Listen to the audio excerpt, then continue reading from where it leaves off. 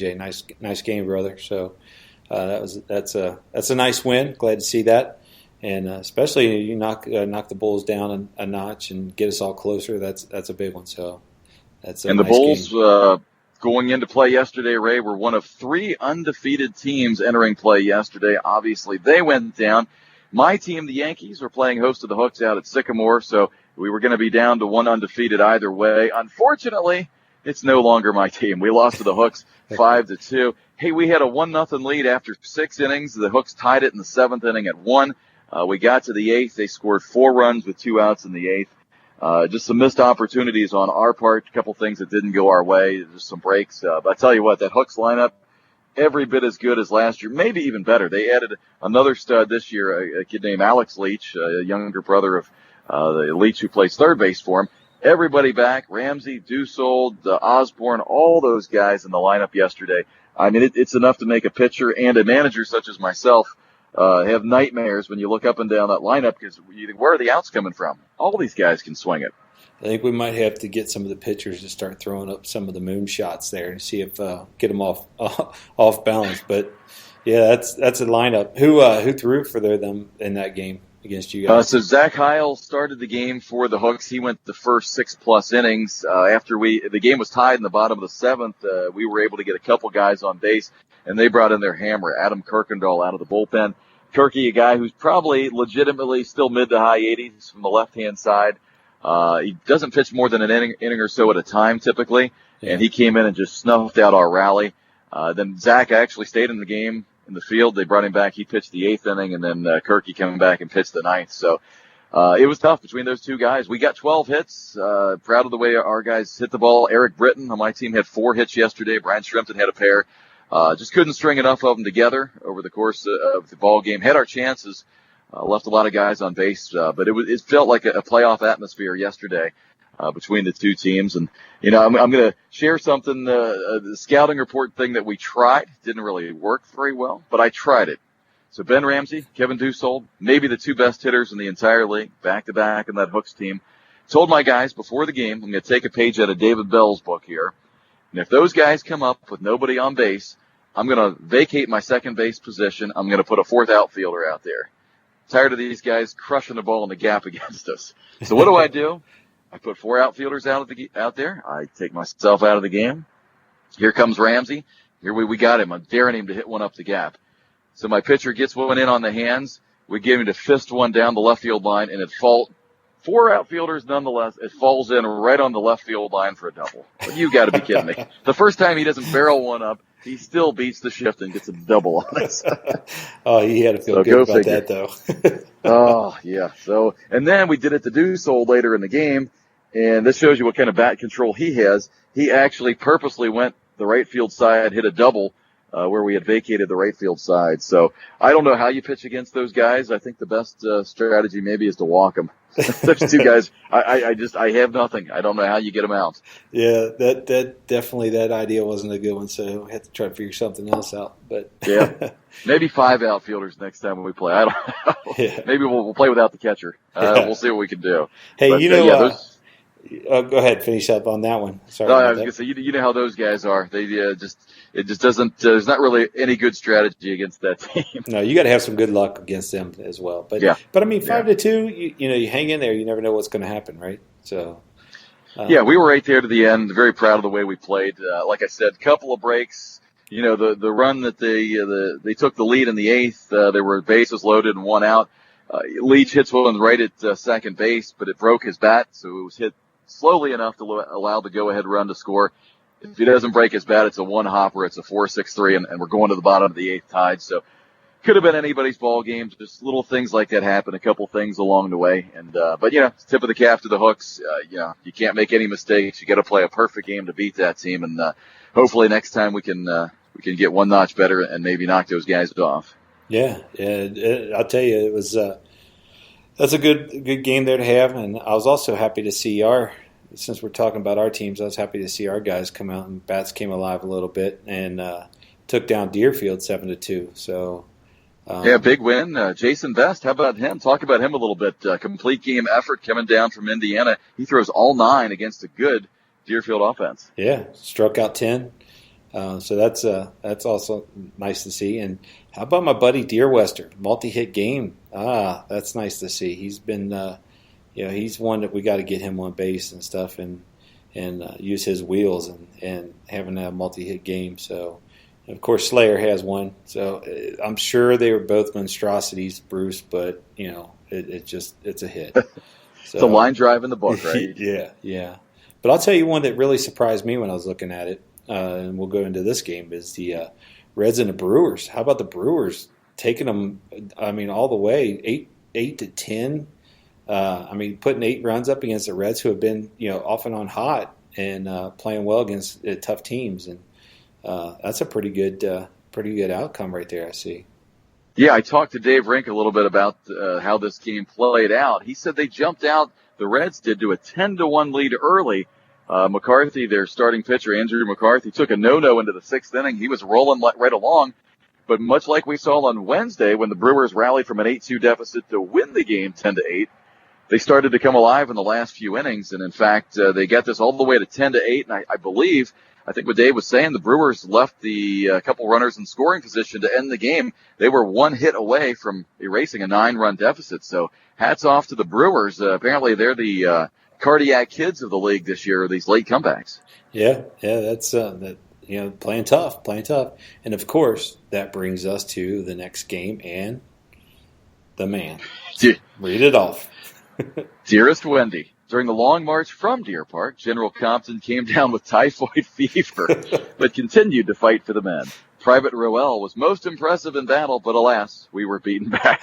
We will regroup and continue on post-haste.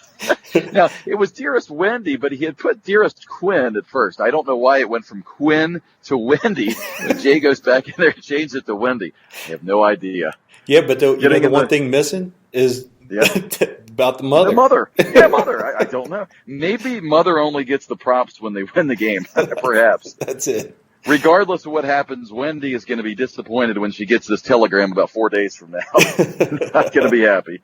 The Brewers go down by a final score of 10-8. Another big game that happened this weekend, including some teams that are candidates to make it to the end. Meridians and Suds, 7-2 win for the Meridians. A big outing for your old buddy Brett Miller. Yeah, Miller's always strong. So coming out and holds the Suns down to 2 runs, that's pretty good. So Miller's, we got to get him to wear the 45 jersey all the time. Somehow we got to work that out. So Brett, if you're listening, that's my call out, brother. You got to get that and put that orange on.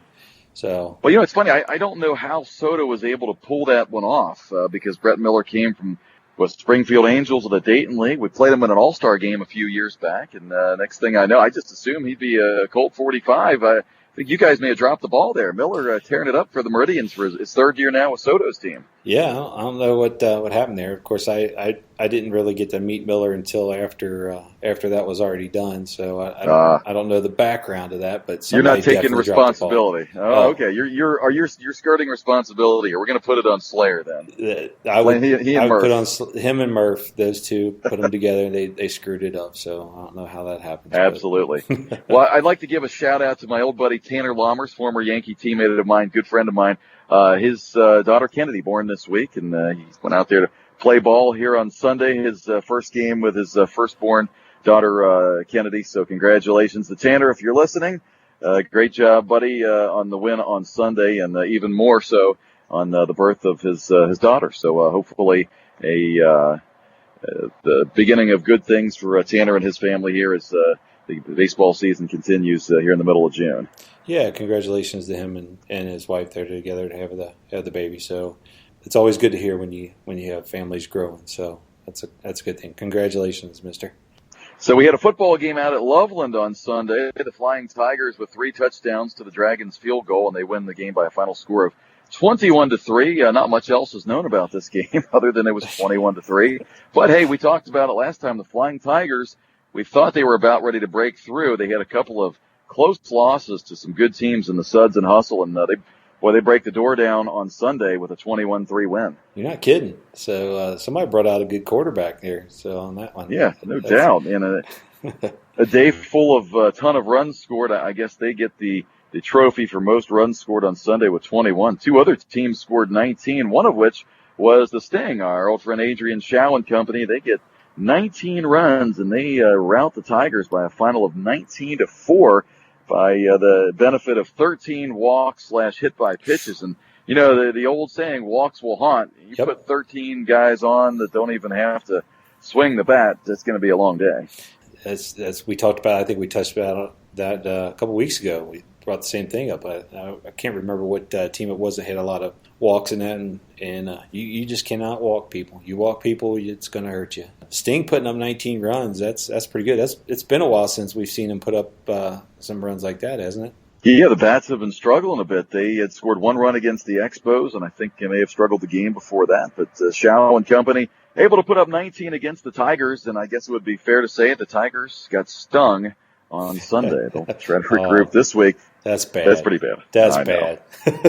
The Sting weren't the only team to score 19. The Hustle, not to be outdone, they put up 19 against the Dodgers out at Foundation. And we talk about all those close games out at Foundation, how crazy things happen out there, and the visiting team always seems to have trouble. That's one way to avoid the curse of Foundation, I guess. Put up 19 runs. That's exactly what the Hustle did. Yeah, that was a shocker too, because like we talked about, we've been talking about how tough they are to play out there, and Hustle went out and got it done. That's a nice offensive outing there by the Hustle. So that's anytime you go out there out the Foundation and take one away from the Dodgers is good, but to do it 19-7.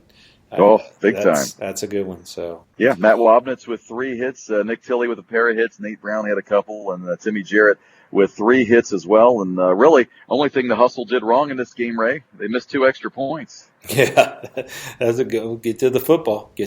I know. So somebody needs a new kicker. I know. Somebody's gonna be looking for work next week. Yeah, that's it. But, well, that takes us through week 5. So I guess you know what time it is now, Ray. We have to decide on a player of the week, and we just went over a lot of good candidates. I'd like to tend to lean toward the guys who contributed to a big win, and I'll tell you who I'm kind of leaning toward right now, and just because I was so impressed with the way they were able to pull off the upset win yesterday was the Mudcats. And how about A.J. Wilson with 3 hits, including a couple ribbies? I'm going to throw him out there as a candidate. Who do you like this week? A.J. was one that stood out with me, too. Joey Schulte stood out. And when we have these, it's so tough. And I did, by the way, find out that we can do some voting on Facebook. So we will have to get that set up after this week. So it makes it a little bit easier on us, right? So I had Bestie out there as well.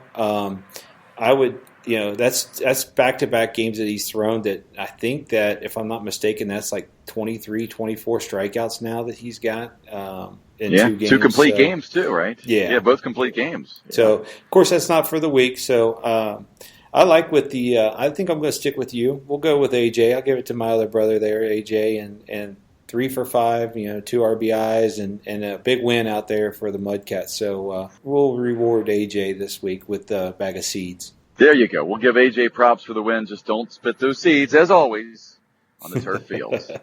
Leave them at home when you play on turf. Now, Ray, when you look at that, we finished up the week 5. We'll touch on what's going to happen on week 6. But I'm going to tell you, let's take a look at the standings right now. And I'm going to ask you, when you look up, you see 20 teams there. There's only 1 team undefeated in the Hooks. There's only 2 teams that haven't won a game. Lots of parity. I believe 12 of the 20 have either lost 2 or won 2. So there's a huge middle portion of this league right now. What team to you, if I would have told you back on April 28th before we get started and I showed you these standings right here, which one jumps out to you as the biggest surprise? Well, to be honest with you, there's 2. One would be the Brewers up where they're at, and then the other one would be my Colt 45s down where we're at. So okay, so you're going to go with one that surprises you on the surprising, the optimistic side, and one that maybe hasn't lived up to expectations so far. Yeah, what do you think? So I would say the first one that jumps out to me, it has to be the Orioles. They won 2 games last year, and they already have 3. Which is just a shocker to me. No disrespect to them. I know the Castons have done a nice job bringing in some quality players there, and have certainly got things up to. So, heck, props to them. I'm very impressed. You go from 2 wins and 30 losses in one season to 3-2 already. I like it. And like I said, even more impressive maybe than those 3 wins, the way that they hung with the Meridians. Yeah. I talked to Soto the other night. He said they were just pesky, hung around all night, and hard to hit. They've got a good pitcher